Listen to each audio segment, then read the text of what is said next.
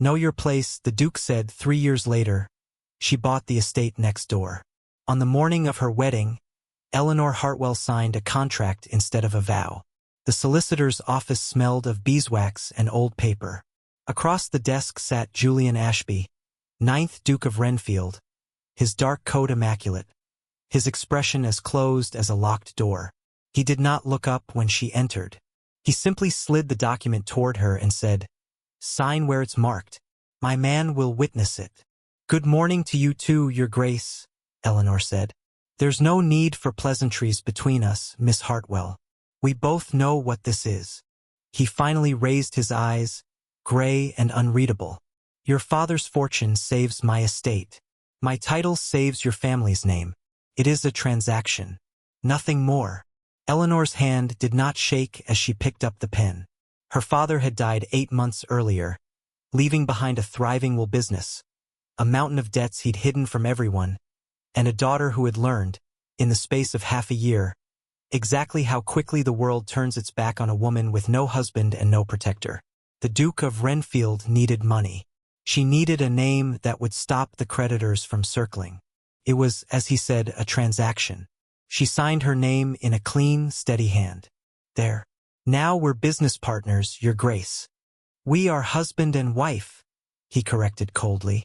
"Do not mistake it for anything warmer than that." She would remember those words for a long time. It had not always been this way. 8 months earlier, Eleanor had been simply Miss Hartwell, daughter of a man the whole county had called shrewd, fair, and beloved by every wool merchant from Leeds to London.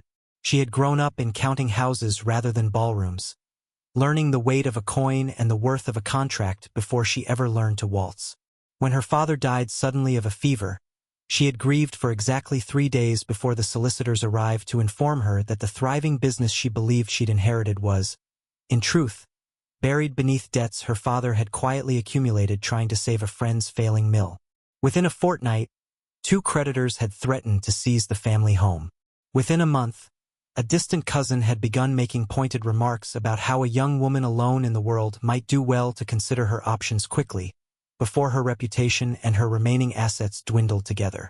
She had cried exactly once, alone, in her father's empty study, and then she had dried her eyes and begun looking for a way out that did not require begging anyone for mercy. The Duke of Renfield's solicitor had approached her family's solicitor within the same season, searching for precisely the kind of fortune her father had left behind, hidden debts and all. It was, everyone agreed, a convenient solution for both parties. No one asked whether it was a kind one. The wedding itself was small, swift, and utterly without joy. Renfield's mother, the Dowager Duchess Augusta, attended in black, as though mourning rather than celebrating. She looked at Eleanor the way one might look at a stain on good linen. Something to be managed, not embraced. "A merchant's daughter," she murmured to a cousin, just loud enough to carry. "How far the house of Ashby has fallen." Eleanor heard it. She said nothing. She had learned, in the wool warehouses of her childhood, that the loudest reaction was rarely the smartest one. Renfield Park, when she arrived, was beautiful in the way of a grand house slowly being eaten alive by neglect. The east wing's roof leaked. Half the staff had gone unpaid for 2 seasons. The portraits in the long gallery stared down at her with the same disdain as the Duchess, as if the very walls knew she did not belong. That first night, at her first dinner as Duchess of Renfield, she discovered exactly where she stood. The long table was set with the family at the head, the Duke, his mother, his sister Lady Cassandra, and then, several places down, past 2 empty chairs that no one explained, sat Eleanor. Below the salt, as the old saying went. Below the family she had just married into. "There's been a misunderstanding with the seating," she said quietly to the footman. "No misunderstanding, Your Grace," the footman whispered back, clearly uncomfortable. "Her Grace the Dowager arranged it herself." Eleanor looked down the table at Julian. He was watching her. He must have known. He said nothing. He simply lifted his glass and looked away, as though the matter did not concern him at all. She sat in the chair she'd been given. She lifted her chin. She ate her soup in silence, and she promised herself, somewhere beneath her ribs, that she would not spend the rest of her life waiting for permission to sit at her own table. It was Lady Cassandra, Julian's younger sister, who found her afterward in the corridor, twisting her hands together with an awkwardness that suggested she had been raised in the same cold house but had not yet finished hardening against it. "I'm sorry about the seating," Cassandra said quietly. "I wanted to say something at the table. I didn't have the courage." "You needn't apologize for your mother's choices, Lady Cassandra." "No," Cassandra agreed, "but I can apologize for my own silence." She hesitated, then added almost shyly, "My brother was not always like this, you know.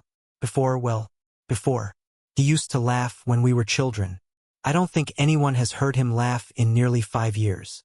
It was the first kindness Eleanor had been offered inside the walls of Renfield Park, and though she said only a quiet thank you in return, she tucked the small, strange comfort of it away like a coin saved for a harder day.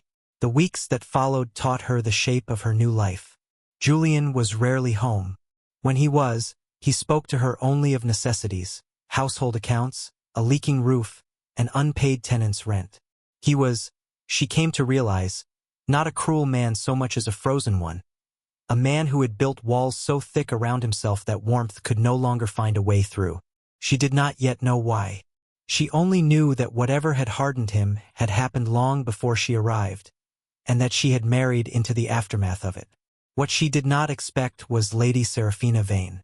She learned of her by accident, through an overheard conversation between two maids polishing silver in the breakfast room. "He visits the cottage by Hollow Lane twice a week," one whispered. "Has done for years. Lady Seraphina was meant to marry him before the money troubles started. Her family's title is grand, but her purse is empty, and his needed filling." Eleanor set down the ledger she'd been reviewing and said nothing. She did not confront Julian that evening, nor the next. She had not married him for love, and she told herself again and again that his heart had never been part of the contract. But there was a particular, quiet kind of pain in being married to a man whose tenderness had simply been spent elsewhere before she ever arrived. In knowing that the coldness she received was not the absence of feeling, but evidence that he had feeling, and had simply decided she was not worth giving it to. So she did what she had always done when the world refused her a place. She built one. Her father had taught her how to read a ledger before she could properly read a novel. Within a month, she had quietly identified that Renfield's steward, Mr. Graham, was a decent man but an overwhelmed one, drowning in debts that predated her marriage by a decade.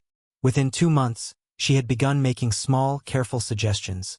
A tenant farm that could be more profitably leased, a wool contract that could be renegotiated using the very trade connections her father had spent 20 years building.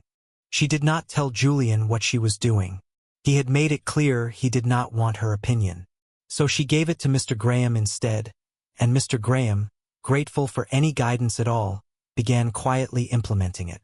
She also began doing something her late father's old clerk, a sharp, loyal man named Mr. Foster, had taught her to do with what remained of her own dowry, the portion that, by a clause she had insisted on during the contract negotiations, remained legally hers alone.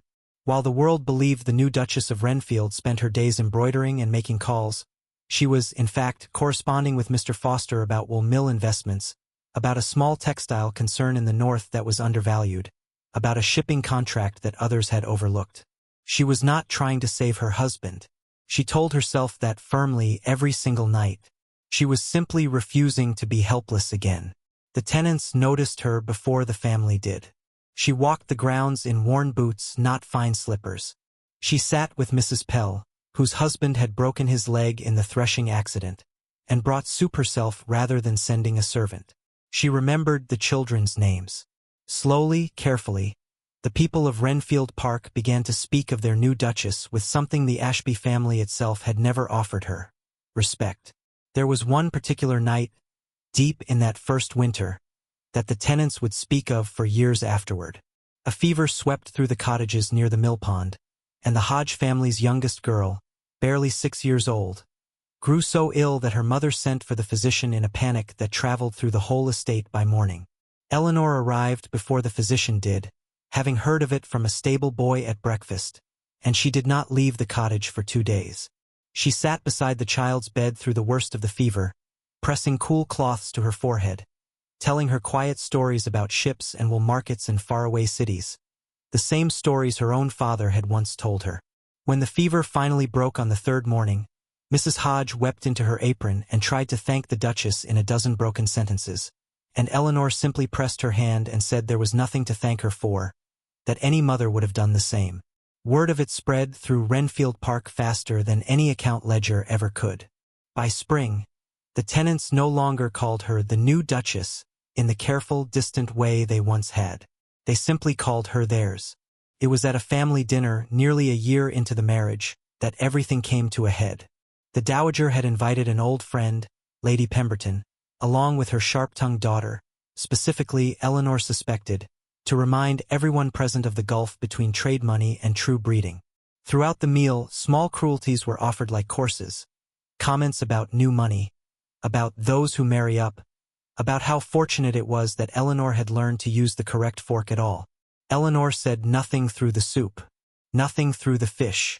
But when Lady Pemberton's daughter laughed and said, "I do wonder what poor Renfield Park would have become without an injection of trade money, though I suppose one takes what one can get in desperate times," Eleanor set down her wine glass with a quiet, deliberate click. "What Renfield Park would have become, Miss Pemberton, is bankrupt," she said, in a voice that did not rise but did not waver either. "The roof of the East Wing has not leaked in 4 months, for the first time in a decade, because I renegotiated the wool contracts your hosts were too proud to revisit. 41 families on this estate have had their rents stabilized instead of raised, because I sat with the steward and reviewed the books myself. I did not marry into this family for a title, Miss Pemberton. I married into a crisis, and I have spent the last year quietly solving it while wearing a smile at dinners exactly like this one." The table went utterly silent. The Dowager's face had gone the color of old parchment. Julian, at the head of the table, had not moved, but his eyes had not left Eleanor's face since the moment she began speaking. "I believe," Eleanor continued, rising, "that I shall take the rest of my dinner in my rooms. Good evening." She did not look back, but she felt, as she left the room, that something fundamental had shifted. Not in the family's opinion of her, perhaps, but in her own understanding of herself. She was done waiting to be seen. Julian came to her rooms that night for the first time in months. He stood in the doorway for a long moment before speaking. "You never told me," he said quietly, "about the contracts, the tenants." "You never asked," Eleanor replied. "You told me on the day we married that this was a transaction. I assumed you meant it. I simply decided that if I were going to be a business partner in this house rather than a wife, I would be a competent one." Something in his expression cracked, just slightly, the first true crack she had seen in a year. "I owe you an apology I do not know how to give." "Then don't give it yet," she said. "Give it when you mean it enough to act differently. Words are easy, Your Grace. I have learned that lesson rather thoroughly in this house." He left without another word. But he did not return to Hollow Lane that week, nor the next. The unraveling, when it came from Seraphina herself. 3 weeks later, Lady Seraphina Vane arrived at Renfield Park uninvited, in tears, demanding to see the Duke.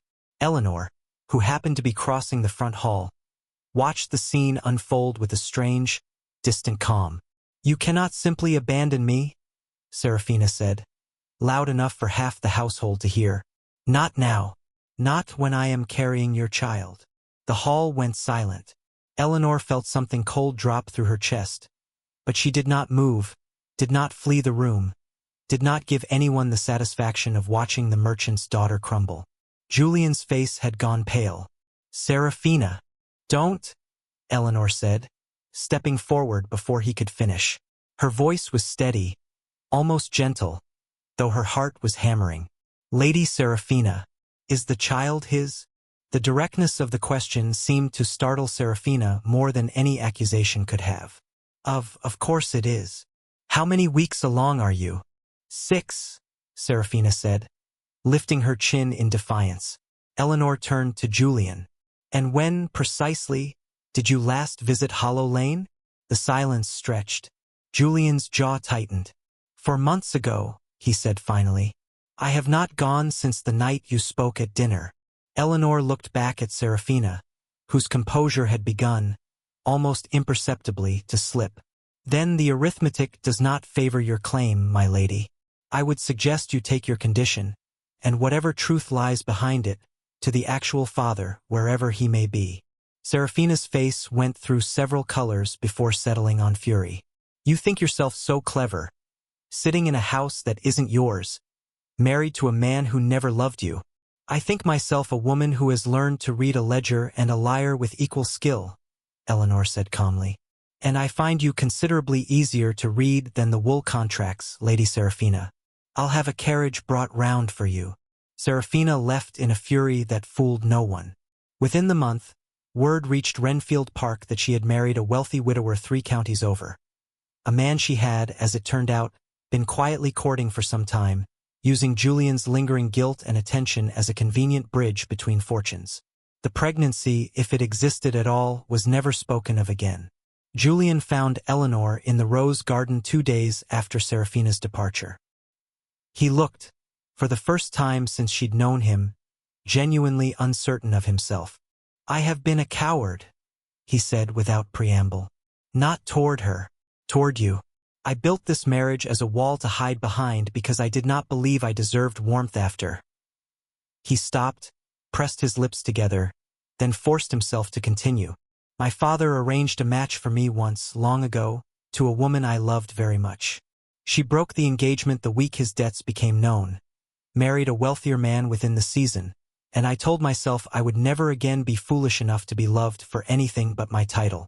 So when our marriage was arranged for money, I decided to feel nothing at all, rather than risk feeling it for nothing again. Eleanor was quiet for a long moment. That is a very effective way to protect yourself, she said finally.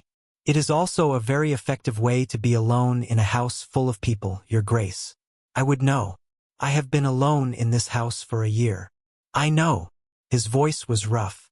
I have watched you save this estate while I was too busy guarding my own heart to notice that you had become the best thing in it. I do not ask you to forgive a year in a single conversation. I only ask you to let me try to earn something better than the contract we signed. Eleanor studied him, the man who had once told her not to mistake their marriage for anything warm, now standing in a garden asking for exactly that. Actions, Julian, she said softly, using his given name for the first time since their wedding. Not words. I have built an entire second life out of being underestimated. I will not hand it back simply because you've decided, rather late, that you regret your coldness. It was not forgiveness, but it was a door, left open rather than locked. What followed was not a sudden transformation but a slow one, the kind that actually lasts. Julian began attending the estate meetings Eleanor had quietly been running through Mr. Graham, and rather than reasserting control, he asked her to explain her decisions, and then he deferred to them. He went with her to visit Mrs. Pell and the tenant families, and he listened, really listened, in a way the old Duke of Renfield never had. At dinner, he had the seating changed himself. Eleanor at his right hand, where a duchess belonged, and when his mother protested, he said simply, "This house survives because of her mother. She will sit where the woman who saved it deserves to sit." The dowager did not warm easily, but even she could not argue with solvency, and slowly, grudgingly, she began addressing Eleanor by name rather than by implication. There was one more piece of news that arrived that spring, and it was Mr. Foster who delivered it, in a letter that made Eleanor laugh aloud for the first time in over a year. The textile investments she had made quietly with the remainder of her dowry had not merely succeeded, they had flourished, far beyond anything she had dared hope. And neighboring Renfield Park, old Lord Whitlock, deep in debts of his own and with no heir willing to take on the estate, had finally put Whitlock Manor up for sale. Eleanor did not ask Julian for the money. She did not need to. She used her own. Money earned through her own judgment, her own risk, her own late nights bent over ledgers Julian had never thought to ask about, and she bought the estate outright in her own name under the careful guidance of Mr. Foster. When Julian learned of it, he did not react with the wounded pride she had half expected. Instead, he found her in the study, the deed spread across the desk before her, and he simply looked at her with something that might, finally, have been awe. "You bought Whitlock Manor." "I did." "Why?" Eleanor considered the question honestly. A year ago, she might have said it was an investment, a hedge, a door she intended to walk through alone if Renfield Park ever became unbearable again. But that was not quite true anymore. Because I wanted to know that I could, she said. Because for a long time, this house made me feel as though my worth depended entirely on what I could be useful for. I needed something that was simply, undeniably mine, earned by my own hand, owed to no one's permission. She looked up at him. I'm not leaving, Julian, if that's what you're asking. I'm staying because I choose to, not because I have no other roof to sleep beneath. There's a considerable difference, and after the year we've had, I think it matters. Julian crossed the room and, for the first time in their marriage, took her hand without being asked, without it being necessary for any ledger or any contract. It matters to me too, he said quietly. More than I know how to say. Then don't say it, Eleanor said, the ghost of a smile finally reaching her eyes. Show me. I believe I mentioned that's the only currency I still find worth trusting. They were married for money, and for a long, cold year that was nearly all they were. But 3 years after a wedding with no joy in it, the Duke and Duchess of Renfield hosted a harvest dinner that the whole county still speaks of. Not for its food or its music, but for the moment the Duke rose, lifted his glass, and toasted his wife not as the woman who had saved his estate, though she had, but as the only person who had ever taught him what it meant to be truly known, and chosen anyway. The dowager, seated near the head of the table, did not weep. She was far too proud a woman for that, but she did, for the first time in 3 years, reach over and rest her hand briefly over Eleanor's, a gesture that needed no words to carry its meaning. Lady Cassandra, now grown into a confident young woman who credited her sister-in-law with teaching her that silence was not the only available answer to cruelty, raised her own glass with tears openly shining in her eyes. Even Mr. Graham, seated well below the family in deference to old custom, smiled into his wine at the sight of the accounts he had once feared would ruin them all, now thriving under the hand of the woman everyone had once dismissed as merely a merchant's daughter. Later that night, after the guests had gone and the candles in the long gallery had burned low, Julian found Eleanor standing before the old family portraits that had once stared down at her with such disdain. He came to stand beside her, slipping his hand into hers without hesitation, the way he had learned to do over 3 slow, deliberate years of earning the right to it. They look less unfriendly than they used to, Eleanor said, glancing up at the painted faces of long-dead Ashbys. They were never unfriendly, Julian said quietly. I think it was only ever me you were seeing in them.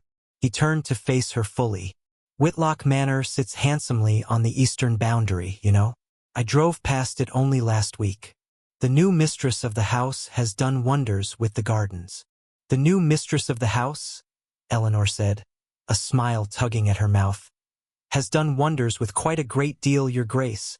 That she has, Julian murmured, and when he kissed her then, in the quiet of the gallery beneath the watchful, painted eyes of every Duchess of Renfield who had come before her, it was nothing at all like a contract, and everything like a beginning.